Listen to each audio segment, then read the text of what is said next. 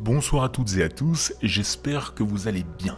Ce soir, je voulais vous narrer une histoire que j'ai repérée sur le subreddit paranormal par l'utilisateur Suspicious Alf, je le prononce super mal, qui a été postée en mars. Mais avant de vous la lire, j'aimerais vous introduire à la notion, attention, je fais mon professeur d'horreur et de paranormal, la notion qui va suivre, qui est celle du Pukwudgie ou Pukwudgie, je sais pas comment ça se dit, je pense que c'est en natif américain. Soit, je pense que ça fait partie des choses cryptozoologiques qu'on connaît moins, en France, en Suisse ou en Belgique, issues du folklore amérindien, notamment des tribus, attention, c'est un exercice de prononciation compliqué, je vous le préviens, Wampanoag et Algonquien. Le Pukwudgie est une créature humanoïde de petite taille, mesurant entre 60 cm et 90 cm.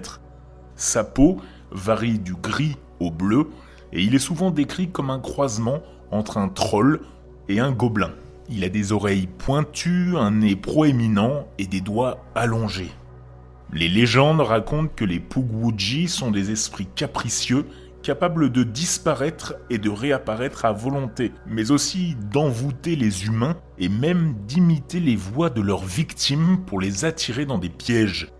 Si autrefois ils étaient considérés comme bienveillants, leur relation avec les hommes aurait basculé vers l'hostilité après un conflit mythologique avec le géant Maushop, une figure protectrice des Wampanoag. Depuis, ils seraient devenus de véritables esprits farceurs, voire dangereux. Certains témoins affirment avoir croisé ces créatures dans les forêts de l'est des États-Unis, notamment dans le Massachusetts, où la fameuse forêt de Freetown est connue pour ses phénomènes paranormaux. Entre apparitions spectrales et disparitions inexpliquées, les Pukwudgie restent une énigme qui continue d'effrayer les curieux. Je crois que l'introduction est suffisante pour pouvoir vous présenter l'histoire du soir, qui est bien creepy.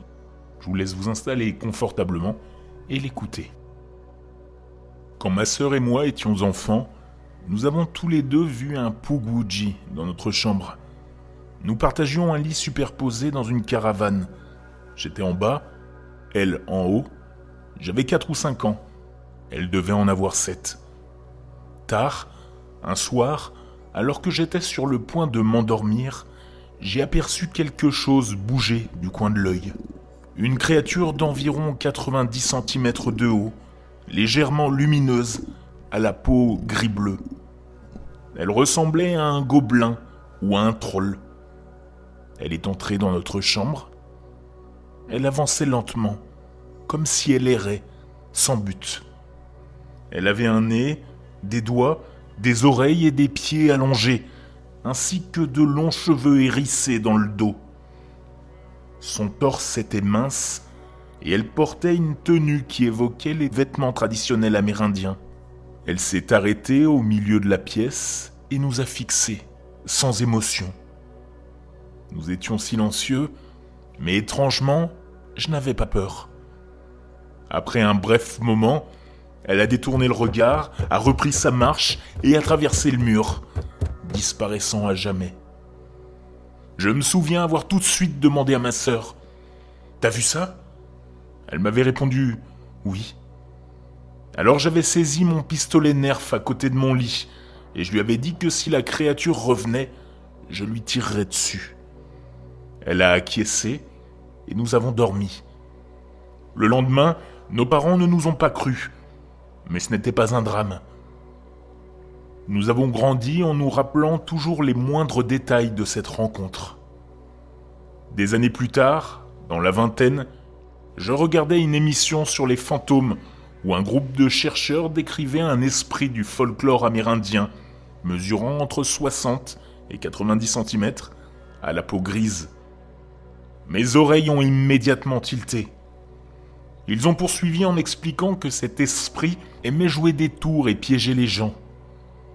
Puis ils ont donné son nom, le Pukwudgie.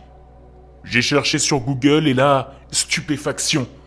Je suis tombé sur des illustrations qui ressemblaient exactement à la créature que nous avions vue, enfant.